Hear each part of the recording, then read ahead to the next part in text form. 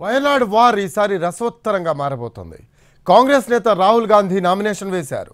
ప్రస్తుతం వయనాడ్ ఎంపీగా ఉన్న రాహుల్ మరోసారి ఇక్కడి నుంచే బరిలోకి దిగుతున్నారు.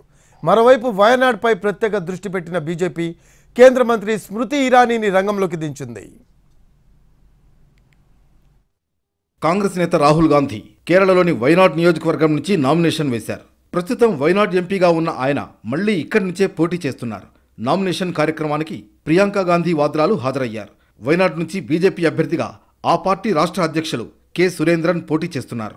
సిపిఐ అభ్యర్థిగా అన్నే రాజా బరిలో ఉన్నారు.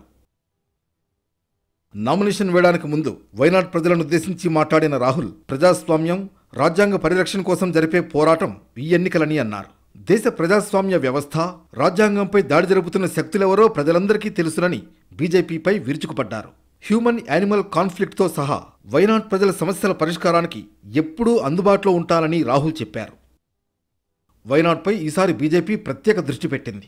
బీజేపీ అభ్యర్థిగా సురేంద్రన్ ఇవాళ నామినేషన్ వేస్తారు. ఈ కార్యక్రమానికి కేంద్ర మంత్రి స్మృతి ఇరానీ హాజరవుతున్నారు. 2019 ఎన్నికల్లో గాంధీల కంచుకోట అమేధీలో రాహుల్ను స్మృతి ఇరానీ ఓడించారు. ఇప్పుడు అదే తరహాలో వయనాడ్లో చెక్ పెట్టాలని వ్యూహరచన చేస్తున్నారు. 2019లో వయనాడ్లో 4 లక్షల ఓట్ల మెజార్టీతో విజయం సాధించిన రాహుల్ గాంధీని ఓడించడం అంత ఈజీ కాదు. కనీసం మెజార్టీనైనా తగ్గించాలని బీజేపీ ప్లాన్ చేస్తోంది.